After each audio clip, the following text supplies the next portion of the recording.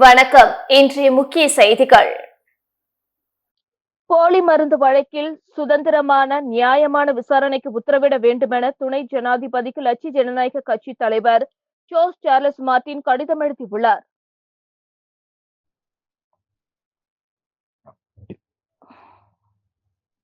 இது தொடர்பாக அவர் அனுப்பியுள்ள கடிதத்தில் புதுச்சேரியில் போலி மற்றும் தரமற்ற மருந்துகளை தயாரித்து பரவலாக விநியோகித்து விற்பனை செய்ததாக எழுந்துள்ள குற்றச்சாட்டு ஒரு மிகப்பெரிய மோசடியாகும். இது நாடு முழுவதும் பொது சுகாதார மக்கள் பாதுகாப்புக்கு கடும் அபாயத்தையும் அச்சுறுத்தலையும் ஏற்படுத்தியுள்ளது. இந்த மிக முக்கியமான விவகாரத்தில் தாங்கள் அவசரமாக தலையிட்டு உரிய நடவடிக்கை எடுக்க வேண்டும். போலி மருந்து குற்ற வழக்கில் பதவியில் உள்ள மற்றும் ஓய்வு பெற்ற அரசு அதிகாரிகள், சட்டவிரோத மருந்து நிறுவனங்களின் பிரதிநிதிகள், அரசியல் செல்வாக்கு கொண்டவர்கள் தொடர்பு வெளிச்சத்துக்கு வந்துள்ளது. சிபிசிஐடியில் சில குற்றவாளிகளை கைது செய்திருந்தாலும் செல்வாக்கு மிகுந்த அரசியல்வாதிகள், அதிகாரமுள்ள நபர்களை விசாரணை வரம்பில் இருந்து வேண்டுமென்றே விலக்கி வைத்துள்ளனர். இது கடமை தவறிய செயலாகும். குற்றவாளிகளை சட்டத்தின் பிடியிலிருந்து தப்ப செய்யும் நோக்கத்துடனும் அமைகிறது. தற்பொழுது இந்த வழக்கு சிபிஐ வசம் ஒப்படைக்கப்பட்டிருந்தாலும் புதுச்சேரி சிறப்பு புலனாய்வு குழுவினர் இதுவரை வழக்கு ஆவணங்களையும் விசாரணை பதிவுகளையும் ஒப்படைக்காமல் உள்ளனர். இது திட்டமிட்ட அலட்சியத்தை காட்டுகிறது. இதனை பயன்படுத்திக் கொண்டு கைது செய்யப்பட்ட பல குற்றவாளிகள் ஜாமீன் பெற்றுள்ளனர். இந்த வழக்கை பலவீனப்படுத்துவதோடு நீதித்துறையின் மீதான மக்களின் நம்பிக்கையை காவல்துறை சிதைக்கிறது. சிபிசிஐடியின் சிறப்பு புலனாய்வு குழு வழக்கு ஆவணங்கள், பறிமுதல் செய்யப்பட்ட பொருட்கள் மற்றும் டிஜிட்டல் ஆதாரங்களை சிபிஐயிடம் ஒப்படைக்க உத்தரவிட வேண்டும். குற்றவாளிகளுக்கு வழங்கப்பட்ட ஜாமீனை உடனடியாக ரத்து செய்து நடவடிக்கை எடுக்க வேண்டும். குற்றப்பத்திரிகை தாக்கல் செய்து தொடர்புடைய அரசியல்வாதிகள், அதிகாரிகள் அனைவரையும் கைது செய்ய வேண்டும்.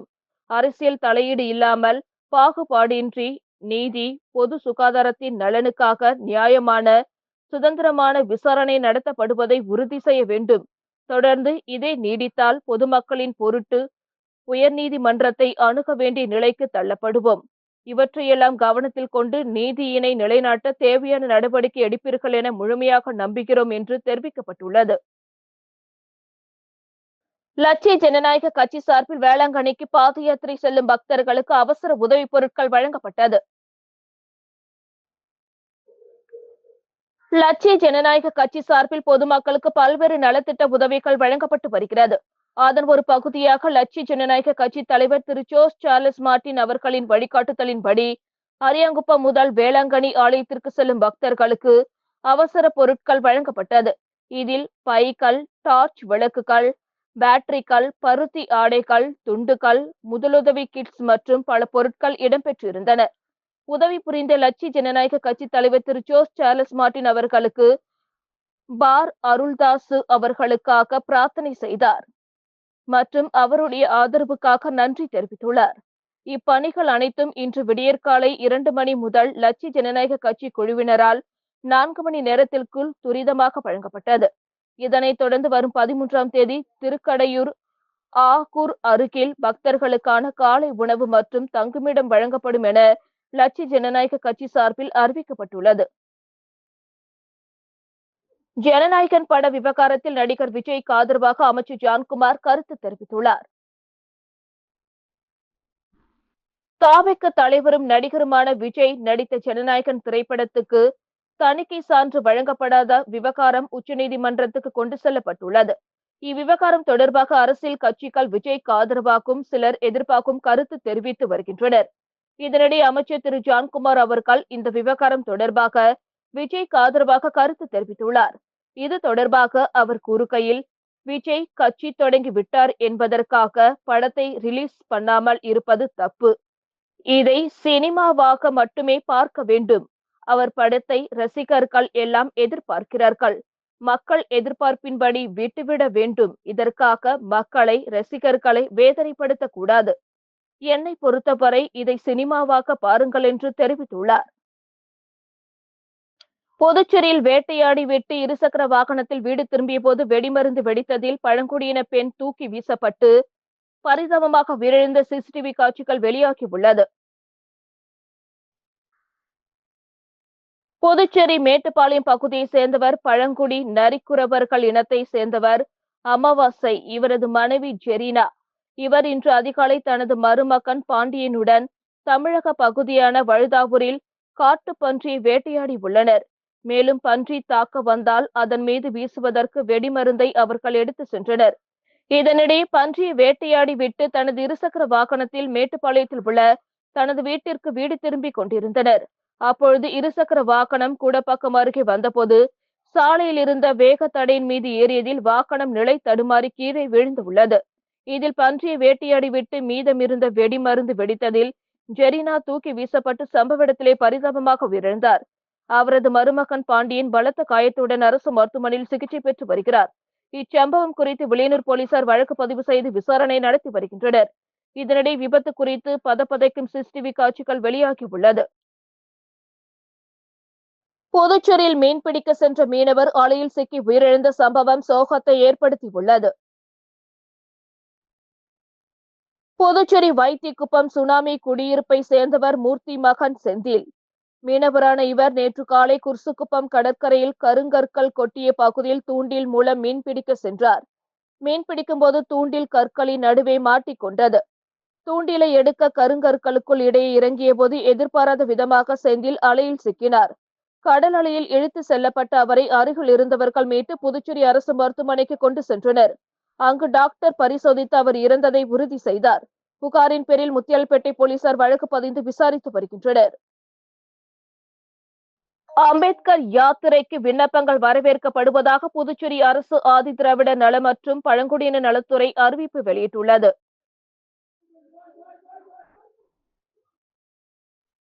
இது தொடர்பாக புதுச்சேரி அரசு ஆதிதிராவிட நல மற்றும் பழங்குடியின நலத்துறை இயக்குநர் வெளியிட்டுள்ள செய்திக்குறிப்பில், புதுச்சேரி அரசு ஆதிதிராவிட நல மற்றும் பழங்குடியின நலத்துறை மூலம் செயல்படுத்தப்படவுள்ள டாக்டர் அம்பேத்கர் யாத்திரை திட்டத்தின் கீழ் இந்தியாவில் அம்பேத்கரின் நினைவுகளை பறைசாற்றும் முக்கிய இடங்களுக்கு 8 நாட்கள் முற்றிலும் இலவசமாக பயணம் மேற்கொள்ள ஏற்பாடு செய்யப்பட்டுள்ளது.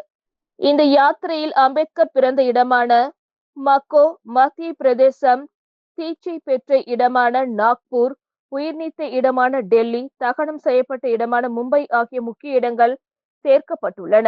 இந்த யாத்திரை பிப்ரவரி மாதம் 25ஆம் தேதி துவங்க தற்காலிகமாக முடிவு செய்யப்பட்டுள்ளது. யாத்திரையில் கலந்து கொள்ள விருப்பம் உள்ளவர்கள் துறையை நேரடியாக தொடர்பு கொள்ளலாம். விண்ணப்பங்களை வரும் 19ஆம் தேதிக்குள் சமர்ப்பிக்குமாறு கேட்டுக்கொள்ளப்படுகிறது. இவ்வாய்ப்பினை முழுமையாக பயன்படுத்திக் கொள்ளுமாறு கேட்டுக்கொள்ளப்படுகிறது என்று தெரிவிக்கப்பட்டுள்ளது. வில்லியனூர் சட்டமன்ற தொகுதிக்குட்பட்ட பல்வேறு இடங்களில் 2 கிலோ கோதுமை வழங்கும் நிகழ்ச்சியை எதிர்க்கட்சித் தலைவர் சிவா எம்எல்ஏ துவக்கி வைத்தார்.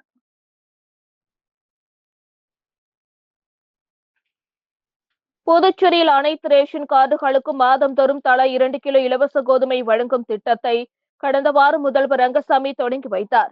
புதுச்சேரி மாநிலத்தில் உள்ள அனைத்து தொகுதிகளிலும் வழங்கப்பட்டு வந்த நிலையில் இன்று வில்லியனூர் சட்டமன்ற தொகுதிக்குட்பட்ட கொம்பாக்கம், ஒதியம்பாட்டு, உத்திரவாகினிபேட் ஆகிய பகுதிகளில் எதிர்க்கட்சித் தலைவர் சிவா எம்எல்ஏ இலவச கோதுமை வழங்கும் திட்டத்தை பொதுமக்களுக்கு வழங்கி தொடங்கி வைத்தார். இந்நிகழ்ச்சியில் திமுக பிரமுகர்கள், ஊர் பொதுமக்கள், கூட்டணி கட்சியினர் உட்பட திரளானோர் கலந்து கொண்டு நிகழ்ச்சியை சிறப்பித்தனர். புதுச்சேரியில் சைபர் மோசடி கும்பலிடம் பெண் உட்பட 5 பேர் ரூபாய் 23.36 லட்சத்தை ஏமாந்துள்ளனர். புதுச்சேரி லாஸ்பேட்டை சேர்ந்தவரை வாட்ஸ்அப் மூலம் தொடர்பு கொண்ட மர்ம நபர் ஆன்லைனில் டிரேடிங் செய்தால் அதிக பணம் சம்பாதிக்கலாம் என கூறியதுடன் அது தொடர்பான வாட்ஸ்அப் குரூப் ஒன்றில் இணைந்துள்ளார். அந்த குரூப்பில் இருந்தவர்கள் தங்களுக்கு அதிக லாபம் வருவதாக பதிவிட்டனர். இதை நம்பி அவர் மர்ம நபர் தெரிவித்த போலி ஆன்லைன் டிரேடிங்கில் பல தவணைகளாக ரூபாய் 16,07,000 முதலீடு செய்து அதன் மூலம் வந்த லாபத்தை எடுக்க முயன்றபோது முடியவில்லை. அதன் பிறகு மோசடி கும்பலிடம் பணத்தை இழந்தது தெரிய வந்தது. இதேபோல் முருங்கப்பாக்கத்தை சேர்ந்த பெண் போலி ஆன்லைன் டிரேடிங்கில் ரூபாய் 3,52,000, லாஸ்பேட்டை சேர்ந்தவர் 2,36,435 ரூபாய், நெல்லித்தப்பை சேர்ந்தவர் 1,11,700 ரூபாய், அரியங்குப்பத்தை சேர்ந்தவர் 28,900 என மொத்தம் 5 பேர் மோசடி கும்பலிடம் ரூபாய் 23,36,035 ரூபாய் இழந்துள்ளனர். இது குறித்த புகார்களின் பேரில் புதுச்சேரி சைபர் கிரைம் போலீசார் வழக்கு பதிந்து விசாரித்து வருகின்றனர். புதுச்சேரி பிஜேபி ஒரு டுபாக்கூர் கட்சி என முன்னாள் முதல்வர் நாராயணசாமி கடுமையாக விமர்சித்தார். இதனை கண்டித்த பிஜேபி தலைவர் ராமலிங்கம் மக்களால் புறக்கணிக்கப்பட்ட ராகுல் காந்தி அமுல் பேபி என்று பதிலடி கொடுத்தார். புதுச்சேரியில் செய்தியாளர்களை சந்தித்த முன்னாள் முதலமைச்சர் நாராயணசாமி, புதுச்சேரியில் ஆட்சி அதிகாரத்தில் இருந்து கொண்டு பொங்கலுக்கு 5000 ரூபாய் வழங்க வேண்டும் என்ற நாடகம் நடத்திய பிஜேபி ஒரு டுபாக்கூர் கட்சி என்றார். புதுச்சேரியில் உள்ள அனைத்து ரேஷன் அட்டைதாரர்களுக்கும் பொங்கல் பொருட்களோடு ரூபாய் 10,000 வழங்க வேண்டுமென கோரிக்கை விடுத்த முன்னாள் முதலமைச்சர் நாராயணசாமி, புதுச்சேரியில் சட்டம் ஒழுங்கு சீர்கேடு ஏற்பட்டுள்ளது. ஆன்மீக நகரத்தை கொலைக்கார நகரமாகவும் கஞ்சா நகரமாகவும் முதல்வர் ரங்கசாமி மாற்றிவிட்டார் என குற்றம் சாட்டினார். இந்த நிலையில் பிஜேபி அலுவலகத்தில் செய்தியாளர்களை சந்தித்த மாநில தலைவர் ராமலிங்கம், இந்தியாவில் 21 மாநிலங்களில் பாஜக நேரடியாகவும் கூட்டணியாகவும் ஆட்சி அமைத்து வருகிறது. அவருடைய ராகுல் காந்தி தான் அமுல் பேபி. அவருடைய சிறுபிள்ளை தனத்தால அனைத்து மக்களும் ஒதுக்கி வைத்திருக்கிறார்கள். எனவே முன்னாள் முதலமைச்சர் நாராயணசாமி காழ்ப்புணர்ச்சி அரசியல் செய்யாமல் மக்கள் நலம் சார்ந்த அரசியல் செய்ய வேண்டும் என்று அவர் கேட்டுக்கொண்டார். ராகுல் காந்தி அதிகாரத்தில் வந்தால் வெனிசுலா நாட்டில் என்ன ஏற்பட்டதோ அதுதான் இந்தியா எதிர்கொள்ள வேண்டும். இவர்கள் போன்றவர்களை புறந்தள்ள வேண்டும் என்று கேட்டுக்கொண்ட அவர், கழுத்தை தேய்ந்து கட்டெரும்பான கதையாகத்தான் காங்கிரசின் நிலைமை உள்ளது என்று விமர்சித்தார். பெண் காவலர் பணிக்கான உடற்தகுதி தேர்வில் நேற்று முதல் நாளில் 336 பேர் மட்டுமே தேர்வாகினர். புதுச்சேரி காவலர் துறையில் காலியாக உள்ள 148 போலீஸ் பணியிடங்களுக்கான உடல் தகுதி தேர்வு, உடல் திறன் தேர்வு கோரிமேடு ஆயுதப்படை மைதானத்தில் நடந்து வருகிறது. இந்நிலையில் நேற்று முதல் பெண் போலீஸ் பணிக்கான உடற்தகுதி தேர்வு துவங்கியது. முதல் நாளான நேற்று 1000 பேர் அழைக்கப்பட்டதில் 618 பேர் பங்கேற்றனர். இதில் 336 பேர் தேர்ச்சி பெற்று அடுத்த மாதம் நடக்கவுள்ள எழுத்துத் தேர்விற்கு தகுதி பெற்றனர். இன்று 2ஆம் நாள் உடற்தகுதி தேர்விற்கு புதுச்சேரி மற்றும் காரைக்காலை சேர்ந்த 1000 பேர் அழைக்கப்பட்டுள்ளனர். இதுவுடன் செய்திகள் நிறைவடைந்தன. வணக்கம்.